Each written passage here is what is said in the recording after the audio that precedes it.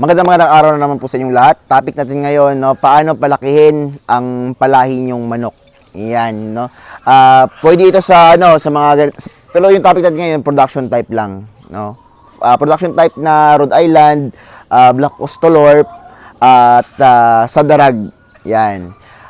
Lumalaki yung manok kasi kapag maganda yung mga breeders, sinelect natin mabuti, no. Selection, yun yung pinaka-importante, selection, tapos mag-infuse ng same bloodline, no, at pero dapat selected din yung kukunin mong bloodline na i-infuse mo rin sa sarili mong bloodline na like Rhode Island Red, no, ganun po yun.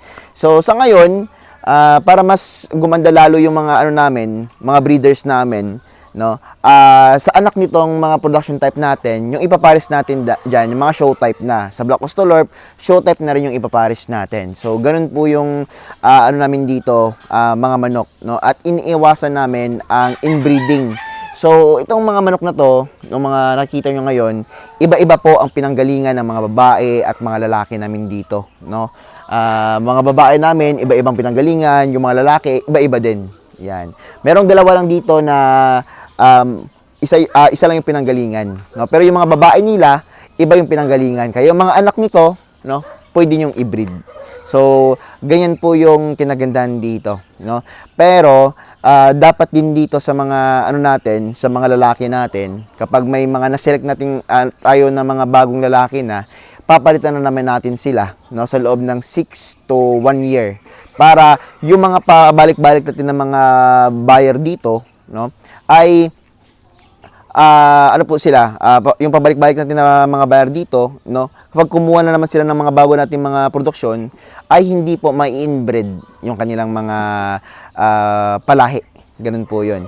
So dito, kasi nga hindi naman sila magkaiba naman yung mga pinanggalingan nila, yung mga lalaki, pwede natin yung pang swap-swap, no? Every month, swap na naman tayo ng mga rooster, yan. Pero magkakaling tayo sa 6 months to 1 year para yung mga paulit-ulit na buyer natin, bagong bloodline na naman yung makukuha nila sa atin. So ganun po yun, no?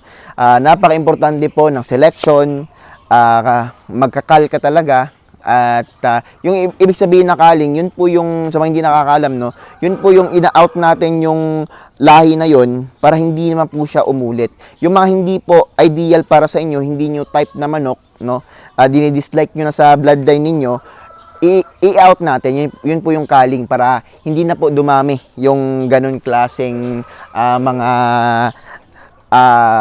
palahi. Daming dito. Kinagat tayo ng mga langgam. So, kuha tayo ng sample dito. Yan, may itlog na naman, no. May na-harvest na naman yung cameraman natin. Yan, daming langgam, no. Yan. So, katulad nito, ito po yung vintage line natin. Yan. Ito ang room number 8. Yan. So, dito sa room number 8, vintage line yung andito. May isa pa tayong reserve na vintage line andun sa range natin. So naglugon itong vintage line natin. Yan. Ang vintage line natin, napapansin nyo, yan, super dark na talaga siya. Yan. Vintage line. May kamalan itong vintage line na pagbili ko. So parang show type siya, pero iba talaga yung show type, no?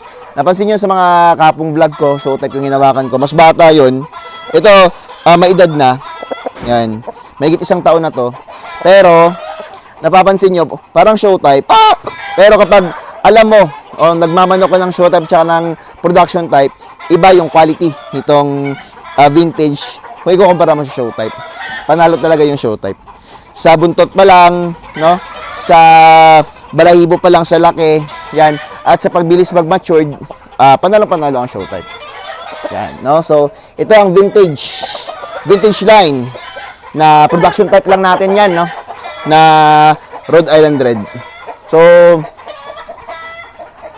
yung kinagandahan din dito para lumaki palalo, kapag sa genes lang kasi kayo kumukuha ng mga palahi, no? Tapos hindi maganda yung pinapakain ninyo, no, pwede din maaapektuhan yung kanyang mga anak.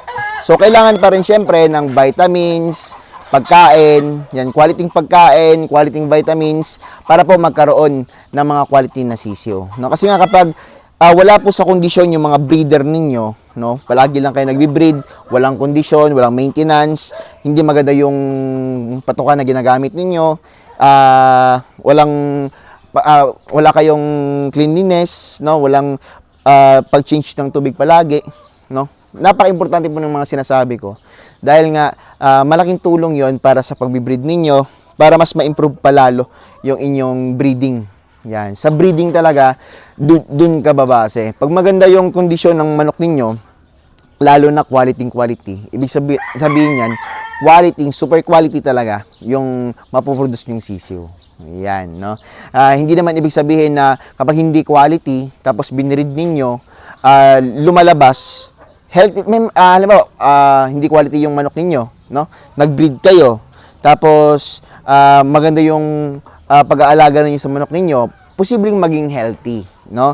Pero hindi niya maaabot yung kagandahan mismo or kalakihan mismo ng tinatawag na quality sa genes, quality sa dugo, kumbaga. No? Iba talaga yung quality sa dugo plus quality din po yung pag-aalaga.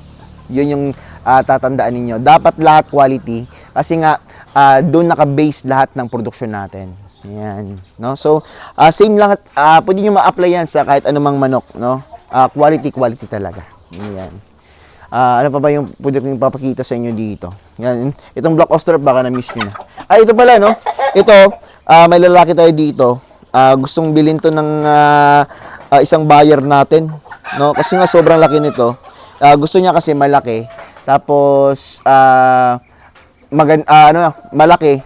Kasi nga, gagamitin niya ang pang meat production. Yan. So, ito, malaki to. So, ito yung marang standard na kulay, kumbaga. Yan. Pero medyo dark na rin yan na Rhode Island Red. Pero yung mga babae dito, mga dark mahoganies. Na ano. Wala naman talagang bloodline na dark mahogany. Sa kulay lang. Kaya tinawag siyang dark mahogany. Yan. No? Yung iba tinatawag nila na tawag nito dark red na Rhode Island. Yung iba naman mahogany. Yan. So, yung Rhode Island Red lang, may mga exhibition type pa, show type. Yan. Tapos vintage, tsaka maraming linya, no? Yung mga linya na yan ay ginagawa lang din ng mga breeder. So, katulad sa atin, no? May mga pero ako hindi ako gumagawa ng linya, no? Hindi ko pinapangalanan kasi nga yung production type lang na mga dark reds ay ina-upgrade lang natin.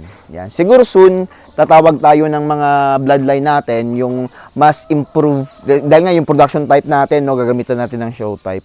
At yung show type naman natin i-upgrade natin gamit yung exhibition type. Yung exhibition type yun yung pinakamahal na Rhode Island Red, no, sa pagkakaalam ko. So, yun lang po mga kaditib.